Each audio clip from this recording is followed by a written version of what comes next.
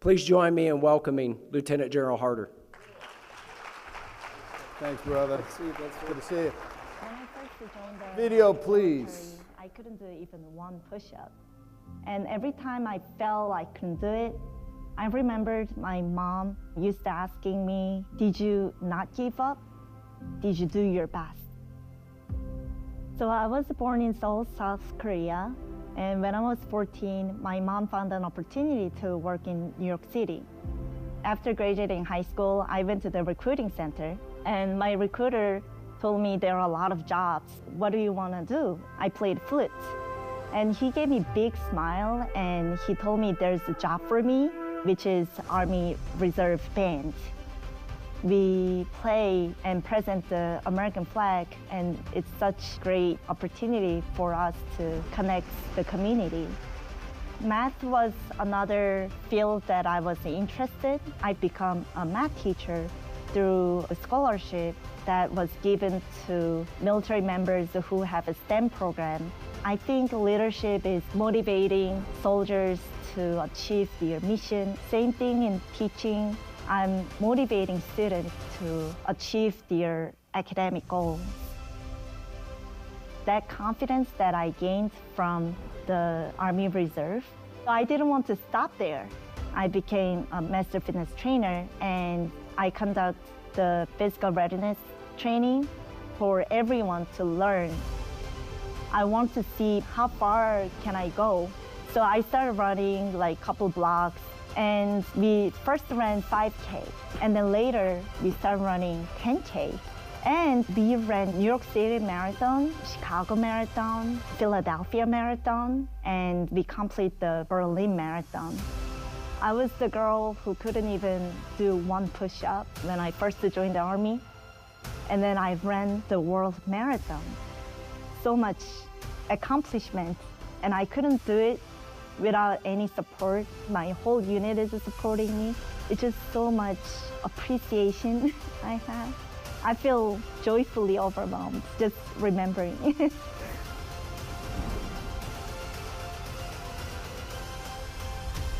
All right. Hua. You know, that's your Army Reserve, and you know, you all may find this hard to believe. I know Dave doesn't, but sometimes we generals get accused of getting full of ourselves. And so anytime that happens, I watch that video, Sergeant Juan there, and realize that, yeah, she's, you know, I'm just a dumbass, and she's out there getting after all kinds of things. So, hey, it's awesome to be here. I understand. I do want to give a shout out, I guess, to my Command Sergeant Major. Well, I got my Command Sergeant Major here, Greg Betty. My team, I got Trish Wallace, Commanding General of my 81st Readiness Division, and her Command Sergeant Major, Scott Linton back here, 99th Readiness Division Commander, Susie Quelan, my 210P Command Commander. I guess yesterday the SMA was here, and I guess yesterday my CSM asked him a question that pissed him off, and then I saw the SMA in the hallway, and he told me about it, and I got tasking, so I appreciate that, Greg. Thanks for being a good battle buddy. I will tell you, though, just and I think I have 5 slides, and talk about a little bit what we're doing in the Army Reserve, and get some feedback from the awesome professionals in this room. But Dave Francis, I've probably known Dave for the last 10 or 12 years. I met him, I think I was the chief at AMC. Dave, you were churning. I know he's coming to the end of an awesome career. His driver said it about, you know, what an awesome teammate he is for both Compost 2 and 3. But from a Compo 3 perspective, Dave, you've been awesome. And just as a friend, and anytime we need something, you are always included in the Army Reserve. You're always reaching out to us. So you're going to leave a big gaping hole in T2Com, brother. But thank you for your service to the nation, man. If we could give him a round of applause here. And then, of course, I also have my beautiful wife here. She came down, Erin Harter, front row, right? And she travels with me sometimes. I'm on the road a lot, so anytime she can come, it's awesome. This is a little bit different because yesterday, you know, I had already committed to this event, so I'm going to be here, but yesterday was our 37th anniversary. 37 years of spectacular wedded bliss. We celebrated at Surf Rider over on the marina, and I closed strong with Cold Stone Creamery, husband of the year. But awesome, baby. Thanks for being here. Hey, just a couple things from us, right? So first, let me orient you to your Army Reserve. right? This is our purpose. This is what it's been since I've come in, and I'd argue it's been our purpose, since 1908, right? And that's to deliver combat-ready soldiers and formations at time of need in support of the Army. My team's heard me say, we say, you go, we go. And that's why this H2F is so important to us. Charles hit on it, right? My guard teammate. We got 39 days a year to be ready. But your Army Reserve is not a force in reserve, right? We are capabilities that are needed right now. I've got over 3,000 soldiers right now in the CENTCOM AOR. Early March, my Command Sergeant Major and I were at Dover, receiving 6 of our fallen heroes back, right? We are in the fight. We are in the fight, and we've got 39 days to get after it. My last deployment, 2016, down, operating again out of Kuwait. Harter wasn't kicking indoors. Nobody in my headquarters was kicking indoors. But the stress of that deployment, right, it was, getting after ISIS in Mosul and Raqqa. We worked for General Townsend, was the CJTF commander, 1st TSC. The long hours. I ended up sending 2 or 3 colonels home, a couple of senior NCOs who could not handle the stress. They had not inculcated all that H2F brings to the fight.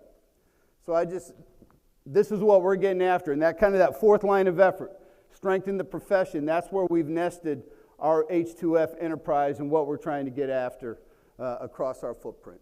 And I'll kind of walk through how we see that unfolding for us.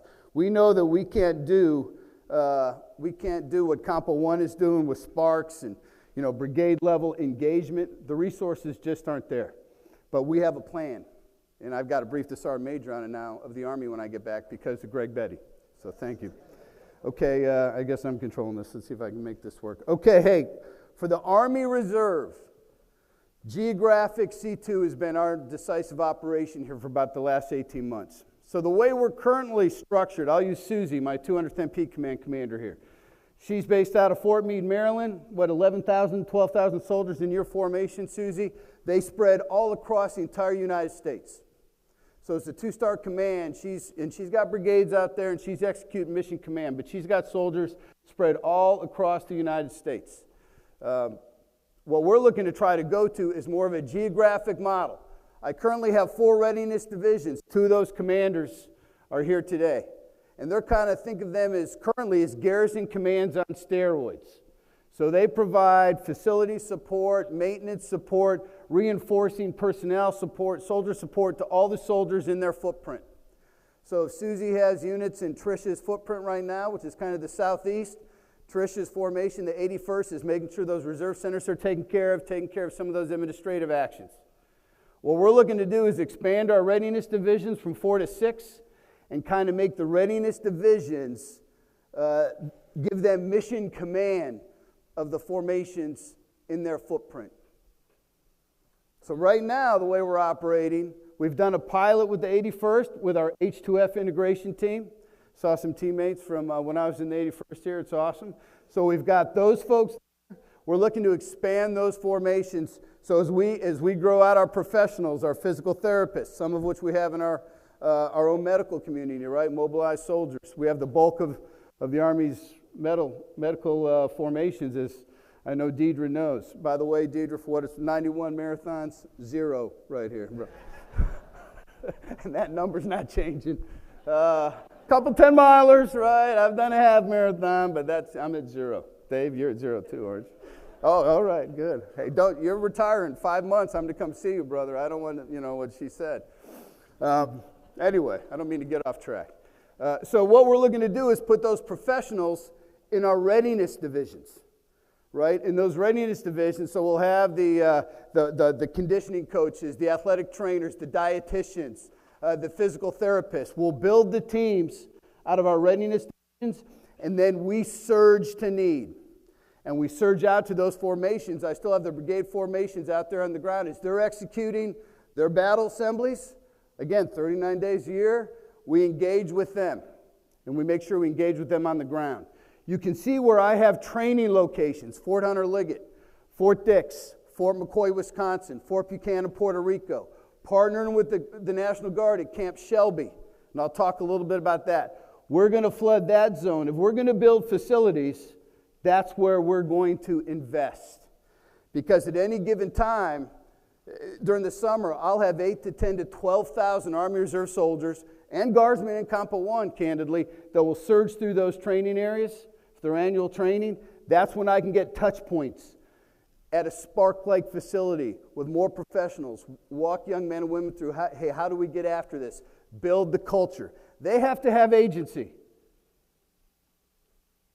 I preach that, CSM and I preach that whenever we go out. Those soldiers have to have agency. I've gotten some of those questions. Hey, what happens if I get hurt training for an AFT or doing some of the things that are required of H2F? Hey, welcome to being in the United States Army. I was a TPU soldier, right? When you had just the PT test, you had to train for the run, you had to train for push-ups and sit-ups. If you stepped in a hole, you stepped in a hole, right? We owe it to ourselves. And so that's what we try to inculcate, that agency in those soldiers. You owe it. You owe it to your teammate, right? You owe it to your teammate to be ready to go. And we're doing pretty good. We're doing pretty good there. So this is the facilities that we will be investing in. I will also tell you, we do need to continue to partner with our Compo 1 teammates. Collins here expanded out at Fort Benning is awesome. The challenge we have, right, is competition for space. Right, so even if I've got Army Reserve soldiers, we've had some success getting into facilities on the weekend. I'll use my experience at Fort Jackson. They got a pretty cool Spark. It's not huge. You can get in there on the weekend. In the week, it's a little bit harder competing for space, and I understand that. We understand that. I would just ask my Compo 1 teammates, right, again, I go back to you go, we go. We're there with you. We're providing the bulk. I don't do anything. Army Reserve soldiers, we provide 90% of all bulk petroleum for the total joint force. I mean, that's why we've got 4,000 kids downrange right now. We are providing that for the force. So if you're a Compo 1 soldier and you like food, fuel, and ammunition when you're on the battlefield, help us out and train with us. Pull us into your formations when we're doing things, when we need to get into your Sparks and partner up with your professionals so we can get after that. And we are, and I'll talk a little bit, we are partnering with the Guard at Shelby. A couple things, and Trish took this to the next level. We started initiating, and I see this go Army Reserve wide, right? Operation Holistic Warrior. And we've had some soldiers. I see Tony taking a picture of herself because she's on the slide. Yep, good. Awesome. But so if I've got soldiers who can't meet height, weight, who have problems with PT, can't pass the PT test, or just, hey, they want to get better, we're now offering, hey, this is where you're going to do your AT. And at Camp Shelby, this is where this was, Trish, right? Camp Shelby, we did it. We've done it at Fort Jackson. There's a camp there. But partnered at Camp Shelby, 70 Army Reserve soldiers go through there 12 days. All our professionals descend. They get training on all 5 domains of H2F. And just out of those 70 soldiers over the course of those 12 days, I think I read a collective 84 pounds lost, 20 to 25% improvement on the AFT. And the feedback that I get from most of my young men and women, they kind of understand the physical fitness piece. It's the sleep and nutrition. The sleep and nutrition that they've never really gotten the touch points on, where H2F weighs in and folks start measuring that and figuring out, hey, how do we get after that? But this is what we're doing across our Army Reserve. I see us continuing to expand at those bases that I showed before. Scott's building, you're building with next generation, new generation, your kind of warrior complex there at Fort Dix, took the Doughboy Gym. So we'll be able to leverage that as our soldiers and Compos 1 and 2 roll through there to be able to access that facility and access those professionals. So this is a way ahead for us. Mass on target, those soldiers that are having some challenges, bring them in, get them with the professionals. My challenge, our challenge for the Army Reserve, and I would argue for the Guard, the other 28 days, when we don't have them at a battle assembly. My soldiers aren't at Fort Bragg. I can't walk into a barracks at 0400 and grab a young soldier. They come in, they do battle assembly, they disperse. They go back to, their home of record. They get back into their civilian jobs. They get back with their families. They're doing soccer practices and dance recitals. Sometimes they can be 100 to 150 miles or farther from their reserve center or their unit. That's what they're traveling to. So how do I maintain contact with those young men and women the other 28 days? So I've talked to some of the professionals in here. We've talked to WHOOP. We had a contract at one point with O2X. How do we maintain apps? I know the Army has an app, and we try to stay synchronized. That is our biggest challenge, to build that culture. And what we're doing at CSM, getting after it right, to me, this is NCO business. This is non-commissioned officers in the Army Reserve making sure they maintain touch points with their young men and women the other 28 days. Hey, what did you eat today? 3 cheeseburgers? Not good. Not good. What'd you do for PT today? Can we get you to log something in? Again, it's all voluntary at this point, for the most part, as far as sharing, hey, this is what I did and this is what I've done. We're looking to leverage data to do this, but this is where, if I need help from the enterprise out there, this is where we collectively need help in the Army Reserve. How can we do a better job of motivating young men and women the other 28 days? When I get them at a battle assembly, we're good to go. When I get them in annual training, they're getting after it. A lot of them are getting after it the other 28 days. Not all of them. I got to instill that culture, create those habits that Deidre talked about, and continue to reinforce those. And society is working against us half the time, right? It really is.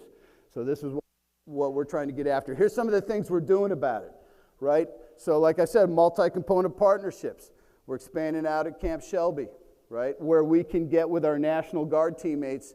I'm convinced then we can build some facilities. I can't build a facility in every state or wherever, but I can build at that hub and spoke where I've got 8 big training locations. I can build a facility. I can bring soldiers in through that. And if I partner with the National Guard or even Compo 1, we're looking to expand at Fort Knox, maybe at Fort Hood, right? Maybe at Fort Benning. I've got a pretty substantial footprint at Fort Benning. Then we can expand, and we have some MILCON dollars we can commit to partner with teammates and build these facilities so as my soldiers are coming through training, they get those touch points. Charles hit on it.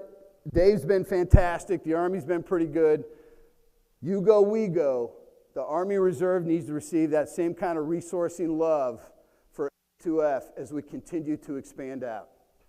And I think we've gotten about $5 or $6 million from the Army over the last couple years. We're putting that to good work. But again, we got to all be in this together. And it can be in the form of shared resources and some other things. It doesn't necessarily have to be coin, but coin always helps. I've talked about empowering our NCOs at Echelon.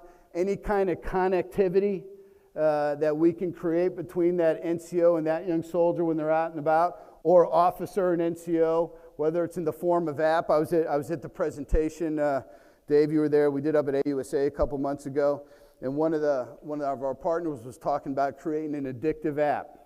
Hey, that's what I need. That's the kind of addiction I'm all in on.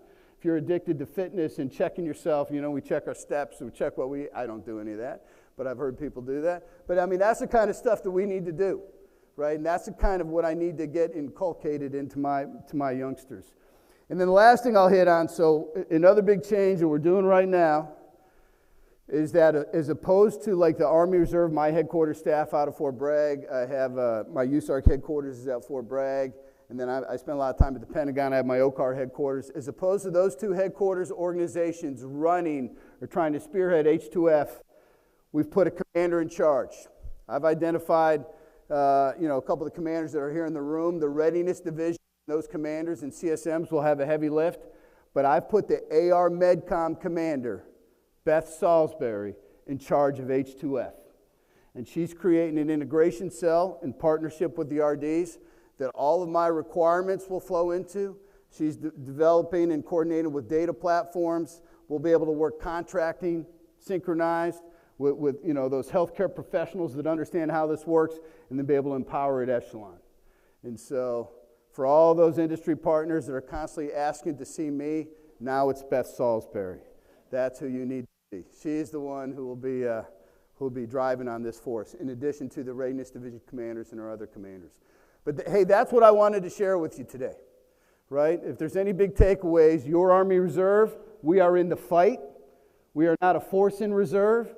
I am all in on H2F, right? And I'll be honest, when I first came into the 81st and we were kind of working this pilot program, I was, hey, yeah, you stay fit, you go to the gym, you go for a run, you try to eat right, okay, sleep. And my team, they bludgeoned me over the head and sold me on it. I am all in. I just need the enterprise to continue to, as you're talking about Compo 1, don't forget about Compo 3. We are in the fight with you, and we need all the same H2F love. We're driving on it. Help me with the other 28 days. If I can create that addictive culture, and we'll get there. I'm confident we'll get there. But I know that you can help us accelerate. So that's what I got for the team. I'll be happy to take any questions that anybody has. Oh, man.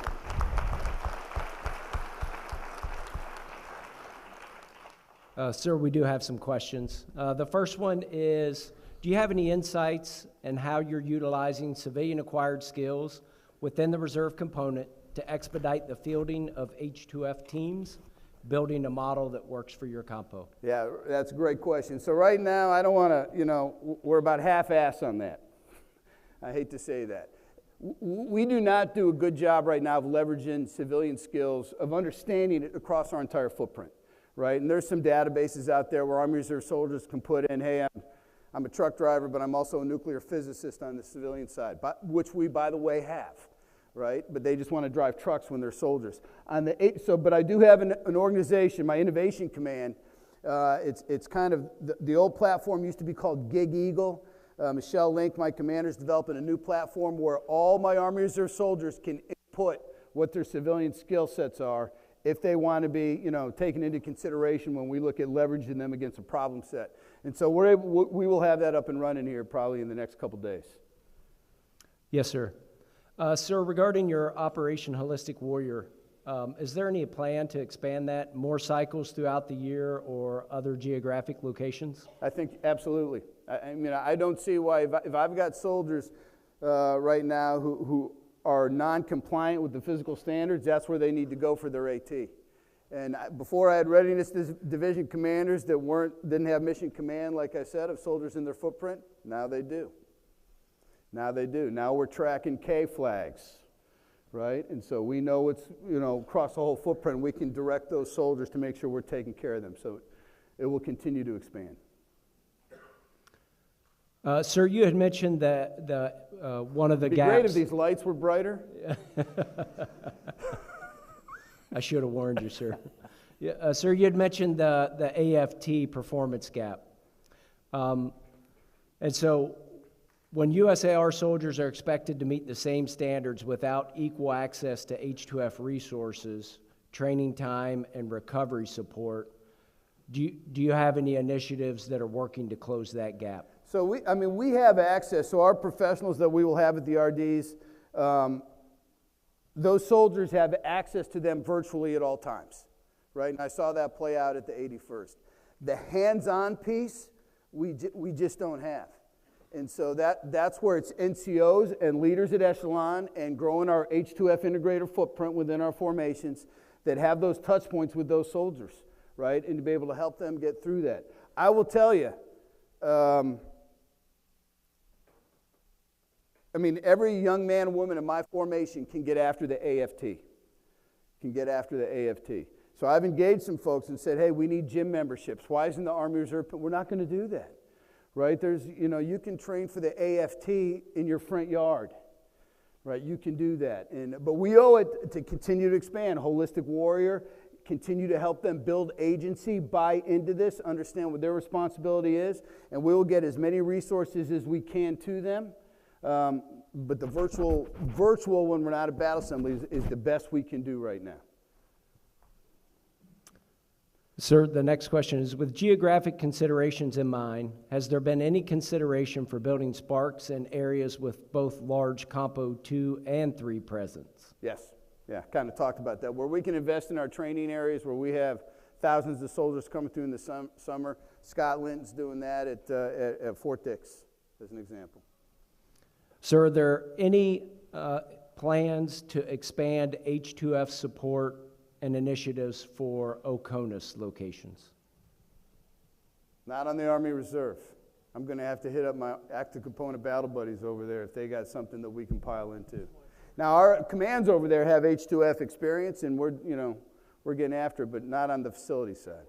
We're We're fielding the entire United States Army, the total force, overseas, and so Europe, Pacific, any place we have soldiers, we're resourcing H2F. So yes, it will go overseas. Good.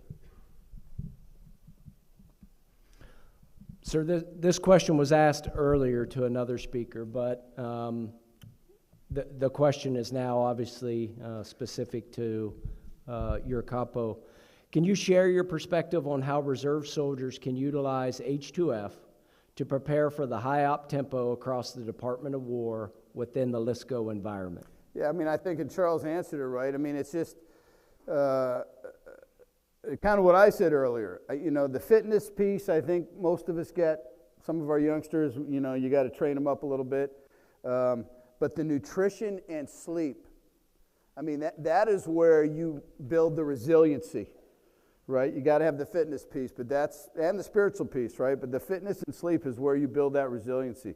So as we continue to expand that, again, that's where I get some of the most kind of the biggest feedback from my young men and women is that's where it makes the biggest difference for them.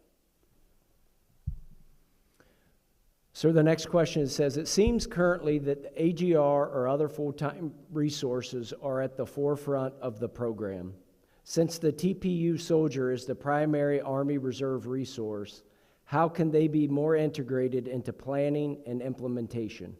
Yeah, I'm all in to do that. I mean, I think that's great. We bring folks in on ADOS. Our TPU soldiers, they're in large part the H2F integrators in their formations. I mean, AGRs will go. But yeah, we're absolutely a TPU force. So if your command, whoever that person is, tell them to email me. I will help them out. I know people. Sir, the next question is, what is the best way for 1st Army Cat Bs to support their Compo 3 partner units? Sending our H2F integrators to battle assembly to teach classes, or is there something more helpful that we could do? Yeah, I tell you, for my 1st Army teammates, and Mark Landis and his team do a phenomenal job. They're stretched, but they need to come to us and be in our battle assemblies on the weekend, and they're doing that. They're stretched. I mean, again, 170,000 soldiers, you know, spread across CONUS. But the more I can get them into our formations, I don't necessarily need them teaching classes. I got NCOs that can teach classes, right, CSM?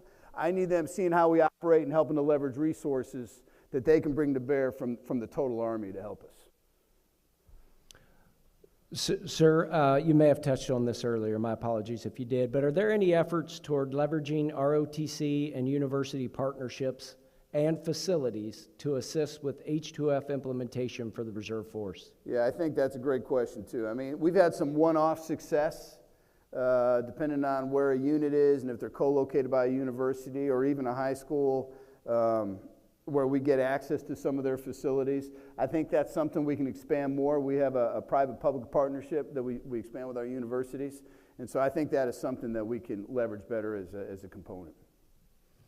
Yes, sir. And one last question here is, how will the H2F integrator pilot expansion affect Compos 2 and 3?